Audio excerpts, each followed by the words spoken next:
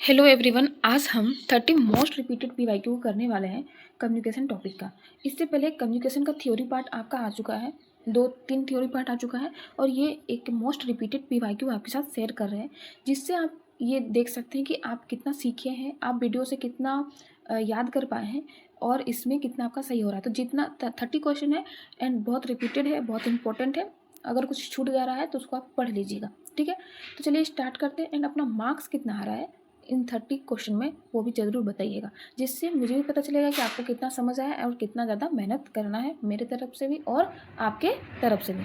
और बैकग्राउंड में थोड़ा बहुत नॉइज़ आता होगा तो प्लीज़ उसको इग्नोर कीजिएगा, बिकॉज जब भी रिकॉर्ड करने बैठते हैं कुछ ना कुछ बैकग्राउंड में नॉइज़ आने लगता है। तो चलिए स्टार्ट करते हैं, बिना कोई करके क्वेश्चन कर रहे हैं। जैसे जिसमें पहला टाइप क्या है, बेसिक के बारे में पढ़ेंगे, बेसिक ऑफ कम्युनिकेशन, प्रोसेस क्या होता है और मॉडल ऑफ कम्युनिकेशन के बारे में पढ़ेंगे। तो चलिए स्टार्ट करते हैं। The communication process start with, एक कम्युनिकेशन स्टार्ट कैसे होता है हम आपको पहले ही बता चुके हैं, वो डायग्राम याद कीजिएगा। सेंडर क्या करता है, अपने मैसेज जो भी रहता है वो क्या करता है, चैनल तक भेजता है और चैनल के बाद किसके पास पहुंचता है, रिसीवर के पास पहुंचता है। बीच में क्या होता है, वो इनकोड होता है, यानी कि कोई एक सिंबल में बदलता है एंड देन डिकोड होता है, यानी कि फिर से जो हम मैसेज लिखे थे वो मैसेज फिर क्या होता है, डिकोड होता है एंड देन रिसीवर तक पहुंचता है और उसके बाद फीडबैक मिलता है। हम ये पढ़े थे। तो सबसे पहले कम्युनिकेशन स्टार्ट कहाँ से होगा, ऑब्वियस बात है कि सेंडर से होगा, ठीक है। सेंडर यानी कि B option. Converting thoughts idea and abstract, converting thoughts idea and abstract concept into a symbolic form, यानी कि मानो आप गुड मॉर्निंग लिख रहे हैं, ठीक है, गुड मॉर्निंग लिख रहे हैं, उसको कोई एक सिंबल ऐसे ऐसे सिंबल में बदल रहा है। तो अब आपको बताए थे जब मैसेज भेजा जाता है उसके बाद वो क्या होता है, इनकोड होता है एंड जब रिसीवर से मिलने से पहले क्या हो जाता है, वो डिकोड होता है। तो इसमें क्या बनेगा, आपका इनकोड बनेगा। कन्वर्ट कर रहा है मैसेज को तो क्या बनेगा, इनकोड बनेगा। समझ में आ रहा, देखिए इस टाइप का क्वेश्चन आ रहा है, इसलिए टाइप वाइज आपको वीडियो मिल रहा है ताकि आपको इजीली आप सॉल्व कर पाए क्वेश्चन। नेक्स्ट क्वेश्चन आते हैं कि बोर लीनियर, आपको नहीं पता होगा, चलिए बियोलो लीनियर के बारे में नहीं पता होगा, लेकिन आपको मॉडल ऑफ कम्युनिकेशन के बारे में तो आराम से पता होगा ना, कि मॉडल ऑफ कम्युनिकेशन में क्या होता है, सेंडर से क्या होता है, मैसेज चैनल में जाता है और फिर रिसीवर को मिलता है। तो बस वही चीज यहाँ पर निकालना है। तो देखिए ए नंबर में SMRC, चैनल बीच में आ गया, SMRC, RC जहाँ पर रहेगा तो CR जहाँ पर रहेगा वही हो जाएगा। In next fourth number, in communication decoding means, decode कब करते हैं हम, डिकोड कब करते हैं, जब वो मैसेज हम लोग को मिल जाता है, रिसीवर को मिलने से पहले वो क्या होता है, इंटरप्रिटेशन होता है। तो हमें इस प्रकार से वो डिकोड होता हुआ दिखता है, ठीक है। नेक्स्ट क्वेश्चन है the crucial element that turn communication into a two way interaction. किससे टू वे इंटरेक्शन, मान लीजिए आप कोई मैसेज भेजे हैं, ठीक है, और आपको उस मैसेज के रिगार्डिंग कोई फीडबैक मिल रहा है, तो वो क्या कराएगा, टू वे कम्युनिकेशन कहलाएगा। यानी कि इसमें क्या होगा, फीडबैक, फीडबैक अगर मिल रहा है तो क्या होगा, टू वे कम्युनिकेशन कहलाएगा। चलिए नेक्स्ट जाते हैं। अब आया टाइप टू में क्या पढ़ेंगे, टाइप एंड चैनल कम्युनिकेशन के बारे में पढ़ेंगे कि कैसा कितने टाइप के होते हैं, हम लोग पढ़े हैं। Verbal communication and non verbal communication. Verbal communication में क्या आता है, ओरल एंड रिटन आता है, और इसमें क्या आता है, आपका फिजिकल एक्टिविटी आता है। ओरल में आप बोलते हैं तो उसमें अपवर्ड हो गया, डाउनवर्ड हो गया, ये कल हम लोग पढ़े थे। फिर आपका रिटन में लेटर लिख दिए एंड आपका बॉडी मूवमेंट कैसा, आपका वॉइस कैसा, आपका टोन कैसा, तो ये सब पे डिपेंड करता है आपका नॉन वर्बल में, ठीक है। तो पहला ही क्वेश्चन है कि ग्रेप वाइन कम्युनिकेशन किस चीज से रेफर करता है, आप बताइए ग्रेप वाइन कहाँ पढ़े थे। ऑफिस में अगर फॉर्मल बात है तो वो फॉर्मल कम्युनिकेशन, लेकिन ऑफिस में ही या फिर किसी ऑर्गेनाइजेशन में इनफॉर्मल तरीके से बात होता है तो उसी को क्या बोलते हैं, ग्रेप वाइन कम्युनिकेशन बोलते हैं, इनफॉर्मल बातें करना, ठीक है। तो ग्रेप वाइन इनफॉर्मल का एग्जाम्पल है। कम्युनिकेशन बिटवीन टू और more people interacting face to face, यानी कि दो लोग फेस से फेस मिला के बात कर रहे हैं, तो वो क्या कहलाएगा, इंट्रापर्सनल, इंटरपर्सनल, मास कम्युनिकेशन या ग्रुप कम्युनिकेशन। देखिए जब दो लोगों के बीच में बात हो रहा है, जब आप खुद में अपने ही आप में बात कर रहे हैं तो वो क्या कहलाएगा, इंट्रापर्सनल, जब आप खुद से ही बात कर रहे हैं, ठीक है, तो वो क्या कहलाएगा, इंट्रापर्सनल। इंटरपर्सनल जब आप दो लोग मिलकर फोन में बात कर रहे हैं या व्हाट्सएप पे बात कर रहे हैं या कहीं भी बात कर रहे हैं तो वो इंटरपर्सनल कहलाएगा। मास कम्युनिकेशन मतलब आप अपने मैसेज को मास यानी कि बड़े ऑडियंस तक ब्रॉडकास्ट करके भेज रहे हैं। एंड ग्रुप कम्युनिकेशन यानी कि बहुत सारे अलग अलग ग्रुप है और वो क्या कर रहे हैं, कोई भी चीज में डिस्कशन कर रहे हैं। तो इस टाइप से अगर फेस टू फेस वाला बात किया जाए तो इंटरपर्सनल, अगर खुद से बात कर रहे तो ट्रा वर्ड आएगा, ठीक है, इंट्रा पर्सनल। चलिए ये समझ में आ गया होगा। एक सेकेंड, इसको कट करके नीचे कर लेते हैं। हाँ, अब 8 नंबर क्वेश्चन क्या है, अपवर्ड कम्युनिकेशन। हम पढ़े थे अपवर्ड और डाउनवर्ड। तो अपवर्ड, जैसे मान लो ये बॉस है और नीचे में ये मान लो इम्प्लॉय है। जब इम्प्लॉय अपने बॉस को कोई मैसेज देता है तो वो अपवर्ड ऊपर तरफ जा रहा है तो अपवर्ड कहलाएगा। अपवर्ड यानी कि नीचे वाला आदमी को क्या बोलते हैं, सब ऑर्डिनेट। क्या बोलते हैं, सब ऑर्डिनेट। और ऊपर वाला को क्या बोलते हैं हम लोग, सुपीरियर। इतना तो इंग्लिश पता ही होगा, सुपीरियर। तो ये क्या होगा, सब ऑर्डिनेट टू सुपीरियर, यानी कि बी नंबर आंसर बनेगा। सब सुपीरियर टू सब ऑर्डिनेट कौन सा बनेगा, डाउनवर्ड कम्युनिकेशन। डाउनवर्ड में क्या होता है, बॉस अपने मैसेज को कहां तक भेजते हैं, इंप्लॉय तक भेजते हैं, इसको डाउनवर्ड कम्युनिकेशन बोलते हैं। फिर आपका the study of body movement, gesture and the facial expression is non verbal communication is called, क्या कहलाएगा, आपका फेशियल जेस्चर कैसा है, आप हैंड मूवमेंट कैसे कर रहे हैं, आपका बॉडी मूवमेंट क्या है, तो वो क्या कहलाएगा, काइनेसिस कहलाएगा। काइनेसिस कहलाएगा। पैरा लैंग्वेज में क्या होता है, आपका वॉइस कैसा है, आपका टोन कैसा है, इस पे डिपेंड करता है पैरा लैंग्वेज। पैरा लैंग्वेज यानी कि आपका टोन कैसा, वॉइस का साउंड कितना है, आप इस पर डिपेंड करता है। प्रॉक्सिमिक्स मतलब क्या होता है कि आप किसी को कितना स्पेस दे रहे हैं, किसी भी व्यक्ति को कितना स्पेस दे रहे हैं। आप अगर किसी से डायरेक्ट बात कर रहे हैं तो आप डायरेक्ट उसके पर्सनल लाइफ पे बात नहीं करेंगे, आप बहुत ही इनफॉर्मल तरीके से हाय हेलो करेंगे, कैसे हो, ठीक हो ना, बस इतने पे ही रहेंगे। आप उसको कितना स्पेस दे रहे हैं किसी पर्सन को, उसको बोलते हैं प्रॉक्सिमिक्स। ठीक है, समझ में आ गया ये चीज। अब आगे बढ़ते हैं। पैरा लैंग्वेज किस चीज को इंक्लूड करता है, तो टोन, पीच, वॉइस, क्वालिटी को। अब आता है वेरियर ऑफ कम्युनिकेशन। वेरियर किसको बोलते हैं, जो आपके जो कम्युनिकेशन होता है उसको क्या करता है, डिस्टरप्ट करता है, इंटरप्ट करता है, खराब करता है। तो ये बी नंबर इसका आंसर बनेगा। ठीक है, cultural noise occur when, cultural noise यानी कि मान लो आप डिफरेंट कल्चर के, तो आपका हो सकता है कि बिलीफ थॉट्स भी डिफरेंट हो, तो आप एक दूसरे को समझ नहीं पाए, एक दूसरे का जो भी कोई भी फेस्टिवल मनाने का तरीका है उसको आप मिस इंटरप्रेट करके चले, तो इसी को क्या बोलते हैं, कल्चरल नॉइज बोलते हैं। ठीक है, फिर क्लासरूम इफेक्टिव कम्युनिकेशन, यानी कि क्लासरूम में कैसे इफेक्टिव तरीके से कम्युनिकेशन किया जाता है उसके बारे में बात करना है। तो a teacher will became effective communicator if, क्या होगा वो, जो पॉजिटिव बहुत अच्छा लगे, जो आपको देखने में अच्छा लगे। ठीक है, देखो वो क्या होगा, जो स्टूडेंट का हेल्प कर रहा है कोई भी मीनिंग बताने में, कोई भी चीज करने में। ठीक है, देखो इग्नोर वर्ड आ रहा है, आप खुद भी देखो ओनली वर्ड आ रहा है, तो ये सब ना बहुत एक्सट्रीम वर्ड होते हैं, तो इसको आप पहले ही काट दो। ये सब आंसर नहीं होता है।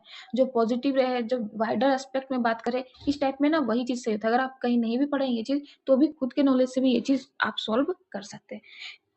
इफेक्टिव क्लासरूम कम्युनिकेशन किसको बोलेंगे, जिसमें मोनोटोनस रहे, अभी बताओ, लेंदी रहे, स्टूडेंट का क्वेरीज को ना सुने, आप खुद में सोचो ये चीज, तो मल्टी सेंसरी अपील हो जाएगा इसका answer. A psychological aspect of classroom are best managed by subject teacher. ठीक है, क्योंकि उनको पता होता है कि कोई भी टॉपिक पे बात कर रहे हैं तो कैसे बात करना है, कैसे समझाना है। A synchronous communication is a best example. देखो सिंक्रोनमस, ए सिंक्रोनमस और सिंक्रोनमस होता है। इसमें क्या होता है, वन वे कम्युनिकेशन, इसको क्या बोलते हैं, वन वे कम्युनिकेशन, और इसको क्या बोलते हैं, टू वे कम्युनिकेशन। तो आप बताओ वन वे कम्युनिकेशन कैसा होगा, आप किसी को मैसेज भेज दिए हैं और आपको उसका रिप्लाई अभी तक नहीं आया है, तो वन वे कराएगा। तो ये जो ईमेल भेजे हैं इसका रिप्लाई नहीं आया, लेकिन टेलीफोन में बात कर रहे हैं तो आपको उधर से भी तो रिप्लाई आ रहा है, फीडबैक आ रहा है, वीडियो कॉन्फ्रेंस में आ रहा है, फेस टू फेस कन्वर्सेशन में आ रहा है, तो ये सिंक्रोनमस कम्युनिकेशन कहलाता है। आई होप आपको यहाँ तक क्लियर हो गया होगा। Classroom communication can be describe as, question number 19, classroom communication को कैसे डिस्क्राइब करते हैं, तो एक्सप्लोरेटरी एंड द पर्पसफुल। हम लोग क्लासरूम में कोई भी चीज डिस्कस करते हैं उसका मतलब क्या होता है, हम लोग एक्सप्लोर कर रहे हैं उस चीज को। ठीक है, mass media and characteristic and theory, next video इस टॉपिक पे आएगा क्योंकि ये टॉपिक छूट गया है। ठीक है, तो इसी पे ला देंगे ताकि आपको जो भी थोड़ा बहुत भी दिक्कत रहे तो वो आपका खत्म हो जाए। एंड प्लीज यहाँ तक अगर पहुंचे तो चैनल को सब्सक्राइब कीजिएगा एंड वीडियो को जरूर लाइक कीजिएगा। Mass media and characteristics and theory, A mass media that reach a vast audience, बहुत बड़ा ब्रॉडकास्ट हो रहा है, बहुत ही बड़ा हो रहा है, तो उसमें साइमल्टेनियसली यूज द प्रोसेस, कौन सा चीज को यूज करते हैं, देखो पॉइंट टू पॉइंट कम्युनिकेशन, यानी कि क्या वो पॉइंट से पॉइंट बात करता है या फिर किसी पर्सन टू पर्सन बात करते हैं, नहीं, क्या वो इंट्रापर्सनल होता है। मास कम्युनिकेशन एक खुद में ही बात करने वाला है, ये क्या क्लोज सर्किट ट्रांसमिशन है, नहीं, ओपन सर्किट ट्रांसमिशन है, जिस कारण से बहुत सारे लोगों तक वो नॉलेज पहुंच रहा है। इसका आंसर क्या बनेगा, गेट कीपिंग। अब आपको गेट कीपिंग के बारे में नहीं पता, जैसे मानो सोशल मीडिया में बहुत सारे एक साथ न्यूज आते हैं, तो कुछ न्यूज क्या होते हैं, बहुत ज्यादा वो अफवाह फैलाने वाले थे, जिससे दंगे हो जाते हैं, तो पहले ही एक गेट कीपर लगा हुआ होता है जो मैसेज को फिल्टर करता है कि ये सही है या गलत है, तो इसी को क्या बोलते हैं, gate keeping. The term semiotics defined as the study of science and symbol के बारे में बात करते हैं, ये कल भी पढ़ा चुके हैं, परसों के वीडियो में होगा। नेक्स्ट क्वेश्चन क्या है, which of the flowing represent linear communication flow. Linear communication flow के बारे में कौन बात कर रहा है, तो मास मीडिया। ठीक है, मास मीडिया वाला टॉपिक एक बार अच्छे से फिर से नहीं पढ़ाए हैं, ये वाला टॉपिक पढ़ाना पड़ेगा मुझे लग रहा है। Communication is a continuous process because इसमें क्या इन्वॉल्व रहते हैं, आपका मैसेज जा रहा है और उसके बाद वो फीडबैक आ रहा है, तो ये चीज चलते रहता है। आप मैसेज कर रहे हैं एंड उधर से रिप्लाई आ रहा है, मैसेज कर रहे हैं उधर से रिप्लाई आ रहा है। In the context of communication proxemics deal with the study of, तो प्रोक्सीमिक्स के बारे में हम लोग पहले ही पढ़े थे, किसी भी पर्सन को कितना पर्सनल स्पेस दे सकते। जैसे मानो आप एक पर्सन है तो आपका कुछ बहुत ही पर्सनल बात होगा, फिर आप थोड़ा फैमिली फ्रेंड के साथ फेमिलियर होंगे, फिर कुछ होगा कि आप ऐसे लोग होंगे जो जिससे बस हाई हेलो तक ही रहता है, आप ज़्यादा बात नहीं करते। तो ये जो स्पेस रहता है, अगर मान लो कोई बाहर का आदमी आपके आके बहुत ही पर्सनल बात पूछेगा तो क्या बताएंगे। तो ये चीज़ जो कम्युनिकेशन में होता है, आप वैसे लोगों के साथ ही शेयर करेंगे जो आपका बहुत करीबी है, जिसमें आप ट्रस्ट करते हैं। तो ये होता है प्रॉक्सिमिक्स। ठीक है, touch communication, personal space and distance, तो इसमें क्या होगा, पर्सनल स्पेस एंड डिस्टेंस कितना रहता है, इसी को क्या बोलते हैं, प्रॉक्सिमिक्स। ठीक है, पारा लैंग्वेज में क्या होता है, टोन, वॉइस नोट, ये सब पे डिपेंड करता है।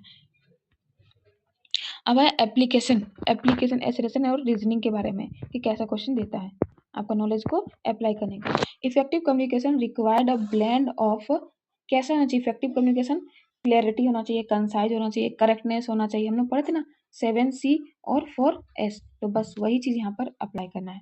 तो यहाँ पर क्या हो जाएगा, A number answer. When a message is tailored to fit the audience background, value and level of understanding, it demonstrated of the principle of, जब आप एक मैसेज भेज रहे हैं और वो कैसा होना चाहिए, ऑडियंस के वैल्यू लेवल अंडरस्टैंडिंग इस पे डिपेंड करके वो क्या कहलाता है, कंसीडरेशन। उनके कंसीडर कर रहे हैं कि आप ऑडियंस के बैकग्राउंड के अकॉर्डिंग, उनके वैल्यू के अकॉर्डिंग कोई मैसेज बना रहे हैं, तो क्या कर रहे हैं, उसको कंसीडर कर रहे हैं। ठीक है, करेक्टनेस ये सब नहीं होगा 7C में से। अब आए statement, sub question number 17, mass media is crucial for shaping a public opinion in a modern democracy. And next है, mass media message are generally characterised by immediate and direct interactive feedback. आप बताओ कि mass media में आपको तुरंत feedback मिलता है क्या, आप बताओ, क्या मास मीडिया को तुरंत फीडबैक मिलता है, नहीं मिलता है। लेकिन मास मीडिया से क्या पब्लिक ओपिनियन चेंज हो सकता है, हो सकता है। अगर मान लो किसी एक पार्टी का बहुत ही पॉजिटिव साइड ही दिखाया जा रहा है, तो आपके दिमाग में अपने आप हो जाएगा कि ये पार्टी बहुत ही पॉजिटिव है। ठीक है, तो इस टाइप से क्या होता है, ब्रेन शेपिंग होता है। तो इसका आंसर क्या बनेगा, एक सही है और दूसरा गलत है, तो दोनों सही है नहीं, both statement 1 and 2 are incorrect, नहीं, statement 1 is correct but statement 2 is incorrect, तो यही आंसर आपका बन जाएगा। ठीक है, मास मीडिया में कोई फीडबैक मिलेगा क्या, टीवी में कोई मैसेज जा रहा है तो क्या तुरंत आपको फीडबैक मिल रहा है, नहीं मिल रहा है। ठीक है, chronomics is a non verbal communication referred as the use of, तो क्रोनिमिक्स, सॉरी अगर प्रोनाउंसिएशन अच्छे से नहीं हो रहा तो क्रोनोमिक्स। ठीक है, नॉन वर्बल कम्युनिकेशन है, ये किस पे डिपेंड करता है कि आप कितना टाइम लेके बात करें। देखो यहाँ पर क्रोनोमिक्स मतलब क्या हो रहा है कि आप तुरंत बात करके मैसेज रिप्लाई करके काम खत्म कर रहे हैं। पैरा लैंग्वेज मतलब क्या हो रहा है कि आपका टोन कैसा है, वॉल्यूम कैसा है। ठीक है, प्रॉक्सिमिक्स कितना है, प्रॉक्सी मतलब आप कितना स्पेस देके बात कर रहे हैं। ठीक है, A good classroom communicator should ideally consider student external environment as a source of a noise। अगर बाहर से अगर कोई environment से noise आ रहा है तो वो क्या कहलाएगा, potential noise must be managed और minimized। ठीक है, which core attribute is the least expected of successful academic communicator। तो क्या होना चाहिए कि एक मतलब आप मान लो एक अच्छे टीचर बनना चाहते हैं तो क्या चीज सबसे कम होना चाहिए, इम्पैथी होना चाहिए ज़्यादा, कमांड ओवर लैंग्वेज होना चाहिए, objective and clarity of thoughts भी होना चाहिए, क्या पढ़ा रहे हैं कैसे पढ़ा रहे हैं इस पे भी डिपेंड करता है। लेकिन क्या आपका बहुत ही रिगिड प्रेजेंटेशन स्टाइल होना चाहिए, नहीं होना चाहिए। तो ये वाला आंसर होगा क्योंकि इसमें लीस्ट पूछा है, लीस्ट मतलब सबसे कम होना चाहिए क्या चीज़, तो रिगिड।